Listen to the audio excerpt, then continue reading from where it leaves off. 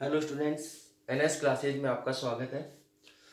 कल हम Biot Savart का थर्ड अनुप्रयोग पढ़ा था और जो थर्ड अनुप्रयोग था वो बोर्ड एग्जाम के लिए वेरी वेरी वेरी इंपॉर्टेंट था। और वो क्या था, आपके पास में किसी वर्ताकार धारावाहिक कुंडली के अक्ष पर चुंबकीय क्षेत्र का मान निकालना था।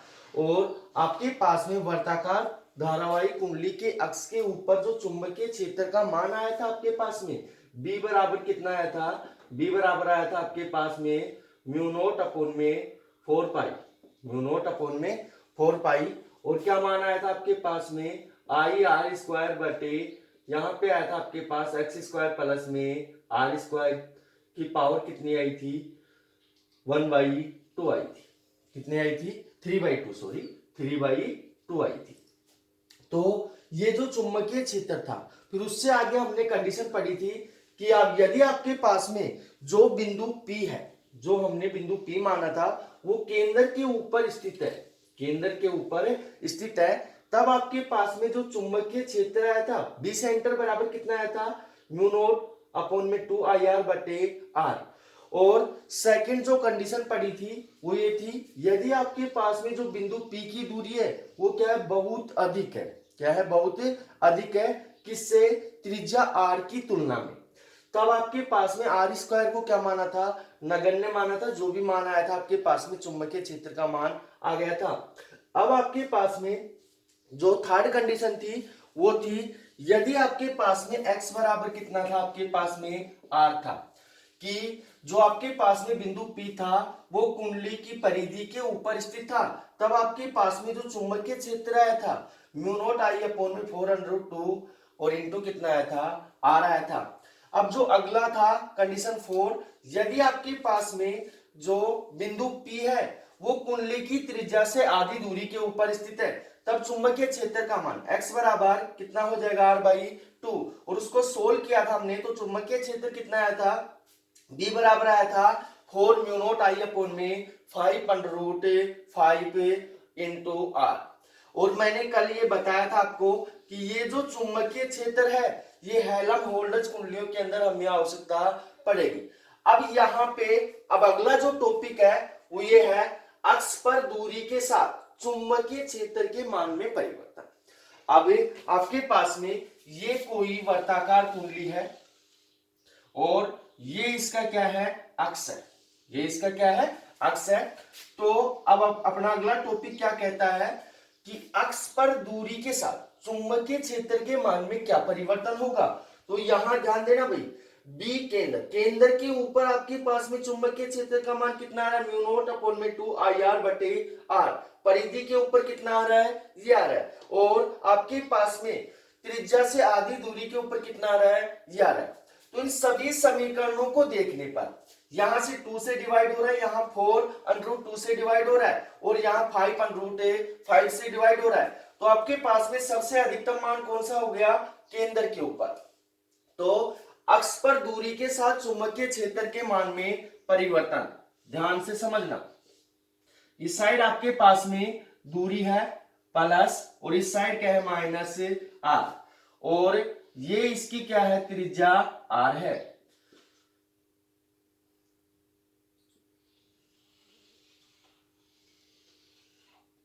ये क्या है, त्रिज्या r।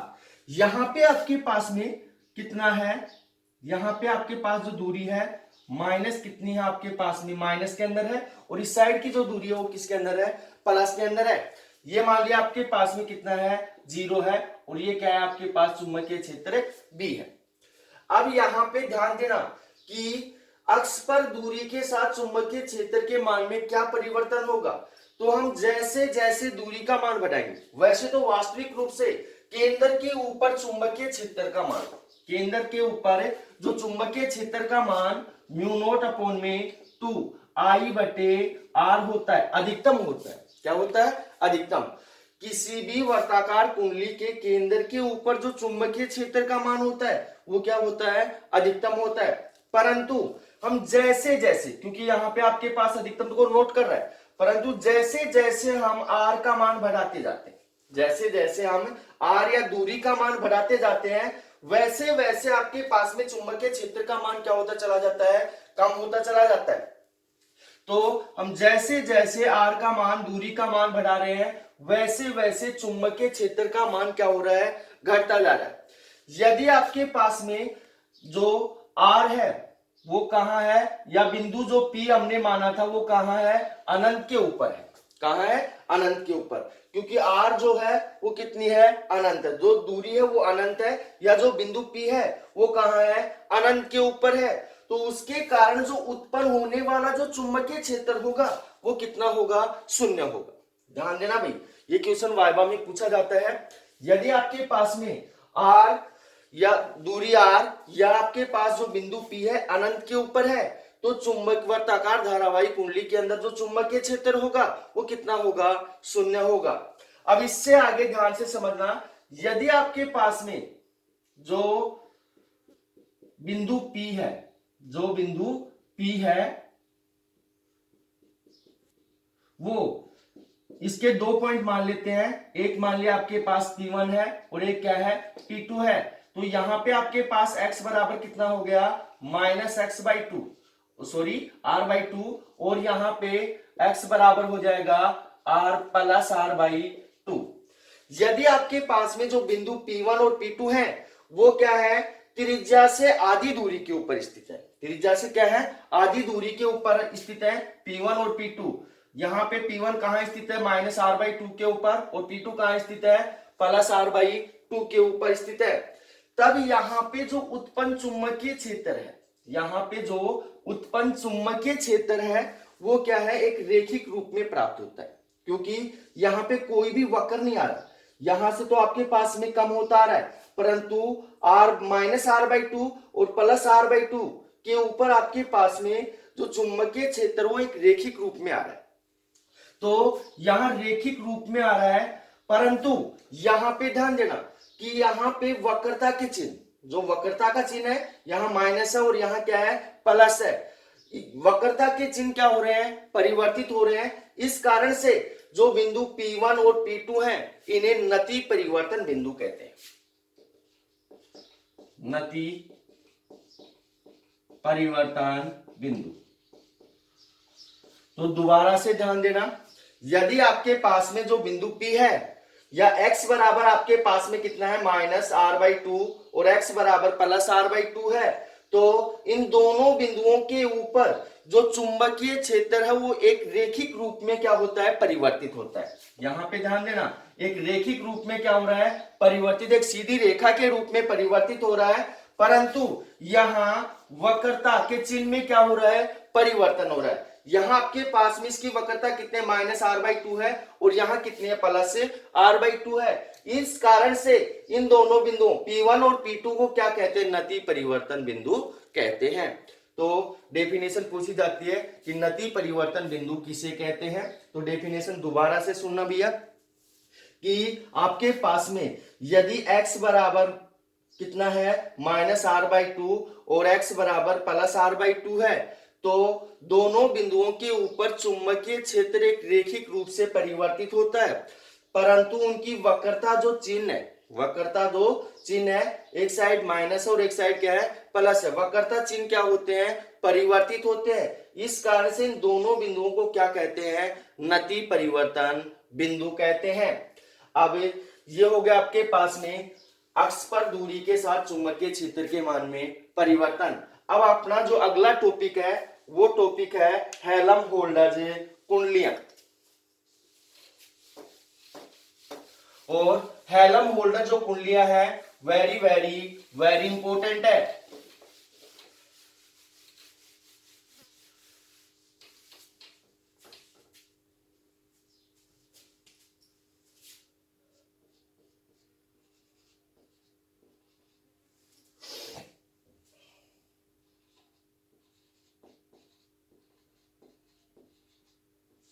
हेल्महोल्ट्ज़ कुंडलियां,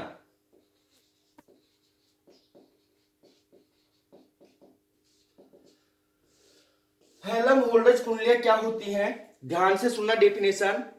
वह विद्युत चुंबकीय उपकरण, वह विद्युत चुंबकीय उपकरण जिसकी सहायता से समरूप चुंबकीय क्षेत्र उत्पन्न किया जाता है क्या कहलाते हैं? हेल्महोल्ट्ज कुंडलियां कहलाती हैं। क्या आपके पास में एक ऐसा विद्युत चुंबकीय उपकरण जिसकी सहायता से समरूप चुंबकीय क्षेत्र उत्पन्न किया जाता है क्या कहलाता है? हेल्महोल्ट्ज कुंडलियां कहलाती हैं। अब आपके पास में बात आती है समरूप चुंबकीय क्षेत्र किसे कहते हैं। तो आपके पास में वह चुंबकीय क्षेत्र जिसके प्रत्येक बिंदु के ऊपर चुंबकीय क्षेत्र का मान क्या होता है? एक समान होता है। क्या कहलाता है? समरूप चुंबकीय क्षेत्र कहलाता है। अब आपके पास में हेल्महोल्ट्ज कुंडली की अगर ये डेफिनेशन समझ में नहीं आई है तो दूसरी डेफिनेशन समझना कि यदि आपके पास में दो समान वर्ताकार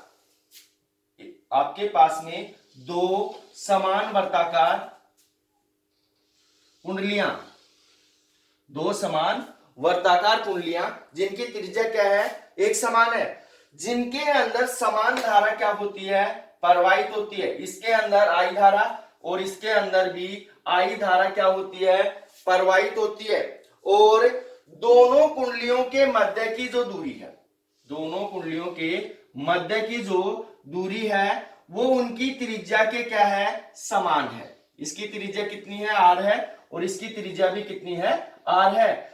तो दोनों कुंडलियों के मध्य की जो दूरी है वो कितनी है? r है। तो ये बना हुआ जो उपकरण है ये क्या कहलाता है? हेल्महोल्ट्ज कुंडलियां कहलाती हैं। और हेल्महोल्ट्ज कुंडलियों की सहायता से क्या किया जाता है? समरूप चुंबकीय क्षेत्र उत्पन्न किया जाता है। तो ध्यान डेफिनेशन दोबारा से सुनना कि दो समान वर्ताकार कुंडलियां जिनमें समान धारा समान दिशा के अंदर क्या होती है? प्रवाहित होती है। और इन दोनों कुंडलियों के मध्य की जो दूरी है वो उनकी त्रिज्या के क्या है? समान है। चाहे इसकी त्रिज्या ले लो चाहे इसकी त्रिज्या ले लो, क्योंकि दोनों कुंडलियां आपस में क्या है? समान है।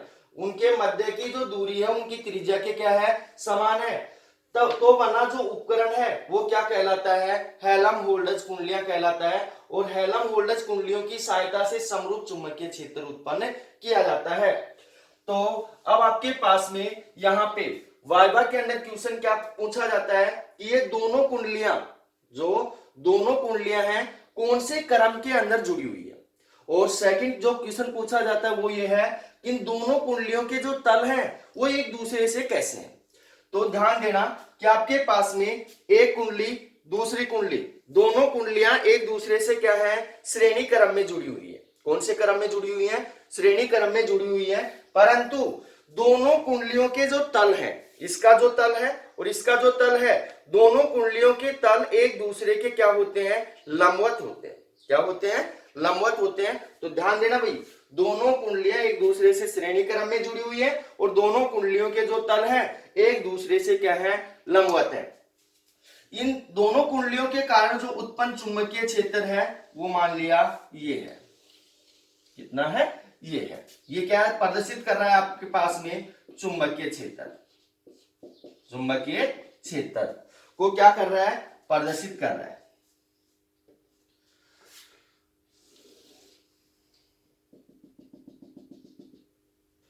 क्योंकि मैंने अभी आपको बताया था कि अक्ष की दूरी के साथ चुंबकीय क्षेत्र के मान में परिवर्तन, तो सबसे अधिक चुंबकीय क्षेत्र कहां पे होता है? केंद्र के ऊपर होता है। तो यहां ध्यान देना भाई, यदि आपके पास में इस कुंडली का कारण जो उत्पन्न चुंबकीय क्षेत्र है वो मान लिया कितना है? B1 है। और इस कुंडली के कारण जो उत्पन्न चुंबकीय क्षेत्र है वो क्या है? B2 है। तो यहां ध्यान से समझना कि इन दोनों कुंडलियों के कारण उत्पन्न जो परिणामी जो चुंबकीय क्षेत्र है, क्योंकि इसके कारण भी उत्पन्न चुंबकीय क्षेत्र होगा, इसके कारण भी उत्पन्न चुंबकीय क्षेत्र होगा। दोनों कुंडलियों के कारण उत्पन्न जो चुंबकीय क्षेत्र परिणामी चुंबकीय क्षेत्र है वो आपके पास में दोनों कुंडलियों के कारण उत्पन्न चुंबकीय क्षेत्र के योग के क्या होता है? समान होता है। इन दोनों कुंडलियों के कारण जो परिणामी चुंबकीय क्षेत्र वो माना कितना है? B है। तो ये परिणामी जो चुंबकीय क्षेत्र है इन दोनों कुंडलियों के चुंबकीय क्षेत्र के योग के क्या होता है? समान होता है। इसलिए आपके पास में B बराबर कितना हो जाएगा? बी बराबर हो परिणामी चुंबकीय क्षेत्र बी बराबर होगा आपके पास में B1 प्लस में B2, B1 प्लस में B2। समीकरण नंबर क्या आ गया? 1 आ गया। अब यहां पे देखना कि दोनों कुंडलियां क्या है? एक समान है। इसकी त्रिज्या कितनी है? R है। इसकी त्रिज्या भी कितनी है? R है। और दोनों कुंडलियों के अंदर धारा का मान भी क्या है? समान है। और समान दिशा के अंदर ही क्या हो रही है? प्रवाहित हो रही है। इसलिए दोनों कुंडलियों के कारण उत्पन्न जो चुंबकीय क्षेत्र वो क्या होगा? एक समान होगा। यहां लिखेंगे हम कि दोनों कुंडलियां क्या है? एक समान है और इनके अंदर धारा की दिशा भी क्या है? एक समान है और एक समान ही धारा प्रवाहित हो रही है। इस कारण से इनके कारण उत्पन्न जो चुंबकीय क्षेत्र वो क्या होगा? एक समान होगा। तो आपके पास में क्या होगा? B1 प्लस में B1 बराबर क्या होगा? B2 होगा। अब B1 बराबर B2 है तो ये मान समीकरण 1 के अंदर रखेंगे, चाहे B1 बराबर B2 रख दो या B2 बराबर B1 रख दो। तो आपके पास उत्पन्न चुंबकीय क्षेत्र B बराबर होगा B1 प्लस में B2, B1 प्लस में B1, क्योंकि B2 के स्थान पर क्या डाल रहे हैं? B1 डाल रहे हैं। तो B बराबर कितना आ गया आपके पास? 2B1, 2B1। समीकरण नंबर क्या आ गया? 2। अब उससे आगे ध्यान से समझना कि आपके पास में इन दोनों कुंडलियों के मध्य की जो दूरी है, इन दोनों कुंडलियों के मध्य की जो दूरी है वो एक कुंडली की त्रिज्या के क्या है? समान है। तो ये आपके पास में दोनों कुंडलियों के मध्य की जो दूरी है वो एक त्रिज्या के, एक कुंडली की त्रिज्या की क्या है? समान है। तो यहां पे ध्यान देना कि आपके पास में जो बिंदु यहां P है वो क्या है? इस कुंडली की त्रिज्या से आधी दूरी के ऊपर है और इस कुंडली की त्रिज्या से भी क्या है? आधी दूरी के ऊपर स्थित है। तो आपके पास में बिंदु P की जो दूरी होगी वो कितनी होगी? R/2 होगी और इसकी कितनी होगी? R/2 होगी, क्योंकि आपके पास में O और O डैश, O और O डैश की जो दूरी है वो कितनी है? पूरी R है। तो इससे आगे अब आपके पास में मैंने इससे बायो सावर्ट के थर्ड अनुप्रयोग के अंदर बताया था कि आपके पास में कुंडली की त्रिज्या से आधी दूरी के ऊपर, कुंडली की त्रिज्या से आधी दूरी के ऊपर उत्पन्न जो चुंबकीय क्षेत्र था वो आपके पास में B1 बराबर कितना आया था आपके पास में? 4μ0 I बटे कितना आया था आपके पास में? यह आया था 5 इंटू कितना आया था? R। कितना आया था? R। अब ये मान उठाकर यहां डालेंगे तो आपके पास में B1 का मान यहां डालेंगे तो B बराबर कितना हो जाएगा? 2 × 4μ0 I बट्टे कितना हो जाएगा? 5 इंटू R। 2 × 4 कितना हो जाएगा? 8। तो आपके पास उत्पन्न जो चुंबकीय क्षेत्र B बराबर कितना हो गया? 8 बटे कितना हो जाएगा? 5 और इंटू μ0 I बटे कितना हो जाएगा? R हो जाएगा। अब यहां पे चूंकि आपके पास में 8 बटे 5 इसका जो मान होता है वो होता है 1.432। इसको सोल्व करेंगे तो इसका मान होगा आपके पास 1.432। तो आपके पास जो उत्पन्न चुंबकीय क्षेत्र है B बराबर कितना हो जाएगा? 1.432 इंटू μ0 I बटे कितना हो जाएगा? R। अब यहां पे ध्यान देना भाई, μ0 I अपॉन में R किसके ऊपर उत्पन्न चुंबकीय क्षेत्र है? कुंडली के केंद्र के ऊपर उत्पन्न चुंबकीय क्षेत्र है। तो यहां लिखेंगे चूंकि आपके पास में B केंद्र बराबर कितना होगा आपके पास में? B केंद्र बराबर हो जाएगा μ0 I बटे कितना हो जाएगा? R। कितना हो जाएगा? R। तो आपके पास ये मान आ गया। अब उससे आगे क्या मान होगा आपके पास? यहां पे ये मान उठाकर डालेंगे तो आपके पास B बराबर हो जाएगा 1.432 और क्या हो जाएगा? B केंद्र। तो ये समीकरण क्या प्रदर्शित करना चाह रहा है? ध्यान से समझना। ये जो समीकरण प्रदर्शित करना चाह रहा है वो ये है कि दो हेल्महोल्ट्ज कुंडलियों के कारण, दोनों कुंडलियों के कारण उत्पन्न जो चुंबकीय क्षेत्र है, परिणामी उत्पन्न जो चुंबकीय क्षेत्र है वो दोनों कुंडलियों के केंद्र B केंद्र के कारण उत्पन्न चुंबकीय क्षेत्र का 1.432 गुना क्या होता है? अधिक होता है। तो यहां निष्कर्ष निकलता है कि हेल्महोल्ट्ज़ कुंडलियों के कारण उत्पन्न जो चुंबकीय क्षेत्र है वो केंद्र के कारण उत्पन्न चुंबकीय क्षेत्र का 1.432 गुना होता है। तो ये आ गया आपके पास में हेल्महोल्ट्ज़ कुंडलियां। और ये टॉपिक अच्छा टॉपिक है क्योंकि इसके अंदर डेफिनेशन पूछी जाती है कि हेल्महोल्ट्ज़ कुंडलियां किसे कहते हैं। वह उपकरण जिसकी सहायता से समरूप चुंबकीय क्षेत्र उत्पन्न किया जाता है। और आपके पास में यहाँ हेल्महोल्ट्ज़ कुंडलियों के कारण जो उत्पन्न चुंबकीय क्षेत्र है D बराबर कितना है, ये है, क्योंकि इस मान की हमें आगे आवश्यकता पड़ेगी। तो अब अगला टॉपिक आता है आपके पास में धारावाही चालक में चुंबकीय क्षेत्र की दिशा।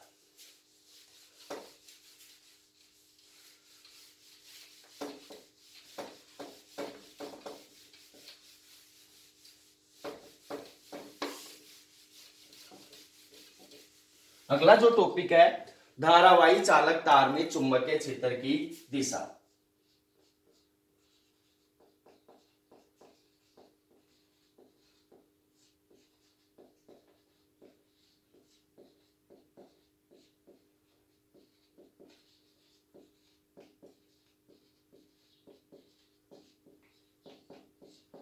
धारावाही चालक तार के अंदर चुंबकीय क्षेत्र की दिशा निकालने के लिए दो नियम हैं, जिसमें पहला है सीधे चालक तार में चुंबकीय क्षेत्र की दिशा ज्ञात करना। धारावाही चालक तार में चुंबकीय क्षेत्र की दिशा निकालने के लिए दो नियम हैं। पहला आपके पास में सीधे धारावाही चालक तार में चुंबकीय क्षेत्र की दिशा।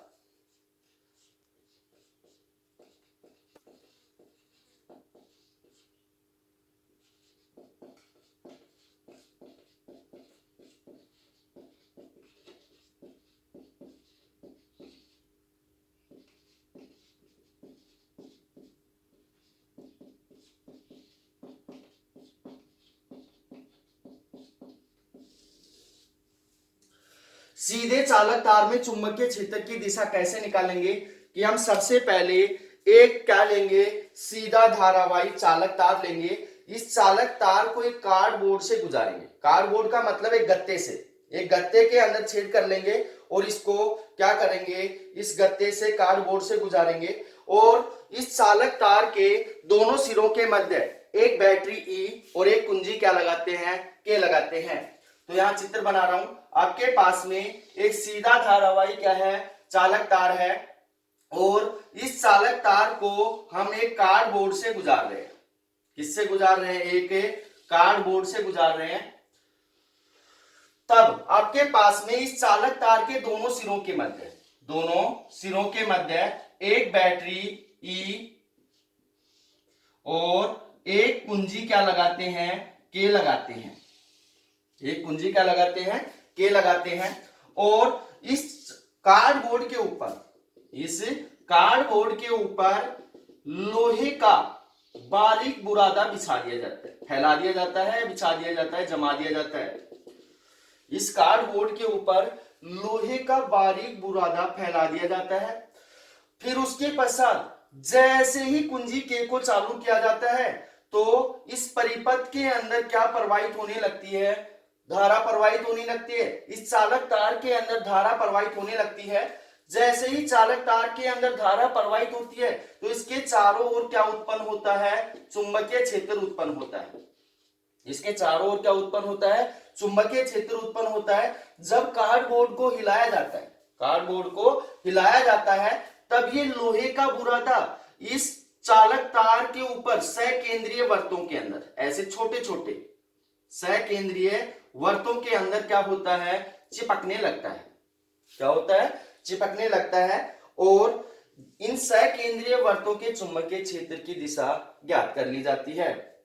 तो यहां पे चुंबकीय क्षेत्र की दिशा किससे निकालेंगे, चुंबकीय सुई से निकालेंगे। ध्यान देना, ये जो सकेंद्रीय वर्तों के अंदर जो जमा हुआ जो बुरादा है, इसके कारण जो उत्पन्न चुंबकीय क्षेत्र की दिशा है वो चुंबकीय सुई की सहायता से निकाल ली जाती है, क्योंकि चुंबकीय सुई हमें बता देती है कि इसकी दिशा कौन सी दिशा के अंदर है। अब सेकंड इसके अंदर आता है आपके पास में वर्ताकार कुंडली में धारा की दिशा।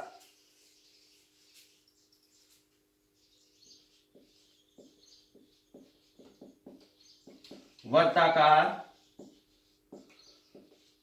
कुंडली में धारा की दिशा। वर्ताकार कुंडली के अंदर धारा की दिशा क्या होगी, ध्यान से समझना कि आपके पास में माना कोई वर्ताकार कुंडली है, एक कुंडली ये है और एक कुंडली क्या है आपके पास में ये है। मान लिया आपके पास में कोई दो वर्ताकार कुंडलियां हैं। जब इन कुंडलियों के हम सामने खड़े होते हैं, जब इन कुंडलियों के सामने खड़े होते हैं, यदि आपके पास में इस कुंडली के अंदर धारा कौन सी दिशा के अंदर, दक्षिणावर्त, क्लॉकवाइज दिशा के अंदर दक्षिणावर्त धारा प्रवाहित होती है, तो ये आपके पास में कुंडली का कौन सा सिरा है, एस ध्रुव है, दक्षिणी ध्रुव है। कौन सा ध्रुव है, दक्षिणी ध्रुव है। यदि आपके पास में जब हम इस कुंडली के सामने खड़े होते हैं और देखते हैं कि इसके अंदर जो धारा की दिशा है वो क्या है, वामावर्त है। क्या है, वामावर्त। तो आपके पास में वामावर्त होगी तो ये कुंडली का कौन सा सिरा होगा, उत्तरी ध्रुव होगा। कौन सा सिरा होगा, उत्तरी ध्रुव। दोबारा से समझना कि जब हम किसी कुंडली के सामने खड़े होते हैं और उसके अंदर जो धारा है वो दक्षिणावर्त, क्लॉकवाइज दिशा के अंदर प्रवाहित होती है, तब वो जो कुंडली का सिरा होता है वो कौन सा सिरा होता है, दक्षिणी ध्रुव होता है। यदि आपके पास में धारा की जो दिशा है वो क्या होती है, एंटी क्लॉकवाइज, वामावर्त होती है, तब आपके पास में कुंडली का कौन सा सिरा होता है, उत्तरी ध्रुव होता है। इस प्रकार से हम किसकी दिशा निकालते हैं, धारा की दिशा निकालते हैं। ये आपके पास में दक्षिणी ध्रुव के भांति व्यवहार कर रहा है और ये किसके भांति व्यवहार कर रहा है, उत्तरी ध्रुव के भांति व्यवहार कर रहा है। अब इसके नीचे चुंबकीय सुई रखकर हम किसकी दिशा निकाल सकते हैं, चुंबकीय क्षेत्र की दिशा निकाल सकते हैं। तो ये हो गया आपके पास में धारावाही चालक में चुंबकीय क्षेत्र की दिशा। अब जो अगला टॉपिक है वो है लोरेंज बल। लोरेंज बल,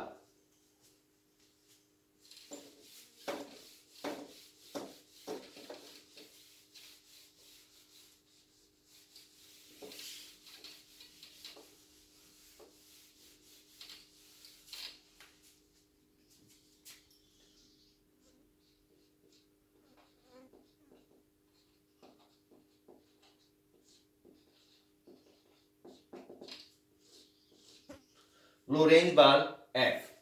अब आपके पास में लोरेंज बल किसे कहते हैं, डेफिनेशन कई बार पूछी जाती है बोर्ड एग्जाम के अंदर कि लोरेंज बल किसे कहते हैं।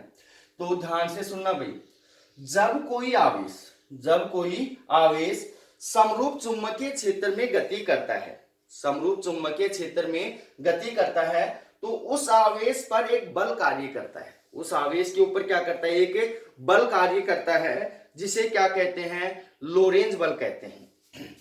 आपके पास में ये कोई समरूप चुंबकीय क्षेत्र क्या है, बी है। इस समरूप चुंबकीय क्षेत्र के अंदर जब कोई आवेश क्या करता है, v वेग से गति करता है, v वेग से क्या करता है, गति करता है, तब आपके पास में इस आवेश के ऊपर क्या लगता है, एक बल लगता है, जिसे क्या कहते हैं, लोरेंज बल कहते हैं। अगर ये डेफिनेशन समझ में नहीं आई है तो सेकंड डेफिनेशन समझना कि आपके पास में वह बल जो विद्युत क्षेत्रीय बल तथा चुंबकीय क्षेत्रीय बल के योग के समान होता है।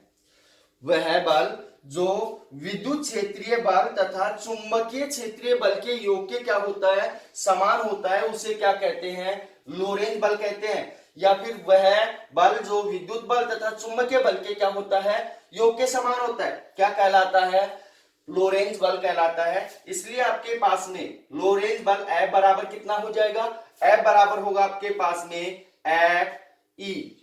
ये किसके कारण है, विद्युत क्षेत्र के कारण लगने वाला जो बल है, प्लस में आपके पास Fb। ये किसके कारण उत्पन्न चुंबकीय क्षेत्र है, चुंबकीय क्षेत्र के कारण उत्पन्न लगने वाला जो बल है वो है। अब आपके पास F बराबर हो गया Fe प्लस में Fb।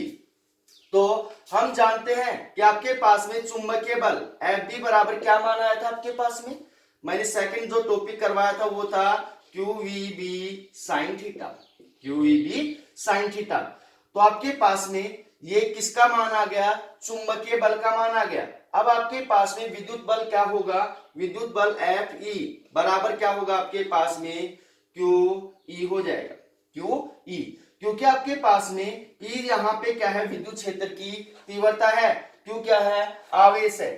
आपके पास में विद्युत क्षेत्र की जो तीव्रता है ई बराबर क्या होता है, एफ बटे कितना होता है, क्यू, कि एकांक आवेश पर विद्युत क्षेत्र के अंदर लगने वाले बल के मान को ही क्या कहते हैं, विद्युत क्षेत्र की तीव्रता कहते हैं। इसलिए आपके पास में क्यू को इस साइड भेजेंगे तो एफ ई बराबर कितना हो जाएगा आपके पास में, क्यू ई। दोनों मान उठाकर यहां डालेंगे तो आपके पास में एफ बराबर कितना हो जाएगा, क्यू ई प्लस में कितना हो जाएगा, q v B sine theta, q v B sine theta. ये कौन सा बल आ गया आपके पास में, लोरेंज बल आ गया। कौन सा बल आ गया, लोरेंज बल आ गया। अब इसके अंदर तीन कंडीशन लगती हैं। कंडीशन फर्स्ट, कंडीशन फर्स्ट क्या है, यदि आपके पास में जो आवेश है वो क्या है, विराम अवस्था में है, क्या है, विराम अवस्था में है, तो उसके ऊपर लगने वाला जो लोरेंज बल है वो कितना होगा, जब आवेश विराम अवस्था में होगा तो v बराबर, वेग बराबर कितना होगा, 0 होगा। तो इस समीकरण के अंदर F बराबर कितना होगा, QE प्लस में QVB साइन थीटा। यहां v बराबर 0 डालेंगे तो आपके पास में F बराबर क्या हो जाएगा, आपके पास में QE प्लस में कितना हो जाएगा, 0, क्योंकि 0 को इस संख्या के साथ मल्टीप्लाई करेंगे तो पूरा मान क्या हो जाएगा, 0 हो जाएगा। इसलिए आपके पास में F बराबर क्या हो जाएगा, QE हो जाएगा। यह समीकरण हमें क्या प्रदर्शित करता है कि आपके पास जब कोई आवेश विराम अवस्था के अंदर होता है, मैंने आपको बताया भी था कि जब आवेश विराम अवस्था में होता है तो कौन सा क्षेत्र उत्पन्न करता है, विद्युत क्षेत्र उत्पन्न करता है, चुंबकीय क्षेत्र उत्पन्न नहीं करता है। तो यहां पे सिद्ध हो गया कि आपके पास में जब कोई आवेश विराम अवस्था में होता है तो केवल विद्युत क्षेत्र ही उत्पन्न करता है, चुंबकीय क्षेत्र उत्पन्न नहीं करता है। कंडीशन सेकंड,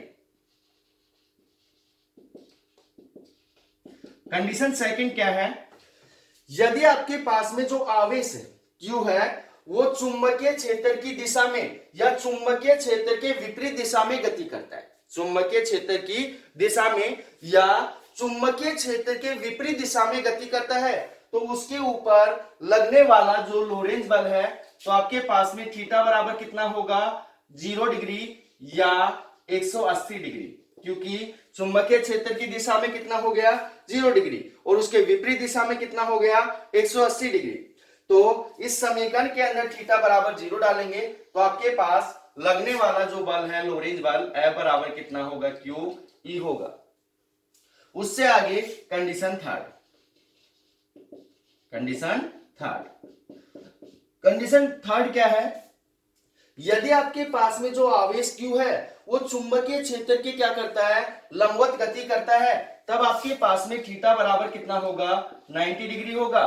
तो इस समीकरण से आपके पास में लोरेंज बल कितना होगा, F बराबर हो जाएगा आपके पास में QE प्लस में QVB साइन 90। अब आपके पास में साइन 90 का मान कितना होता है, 1, तो F बराबर कितना हो जाएगा, QE प्लस में QVB, QVB। यह समीकरण क्या प्रदर्शित करता है कि जब कोई आवेश चुंबकीय क्षेत्र के क्या करता है, लंबवत गति करता है, तब ही उसके ऊपर कौन सा बल लगता है, चुंबकीय बल लगता है। कौन सा बल लगता है, चुंबकीय बल लगता है। आगे बात समझ में, तो मिलते हैं अगली क्लास में। धन्यवाद।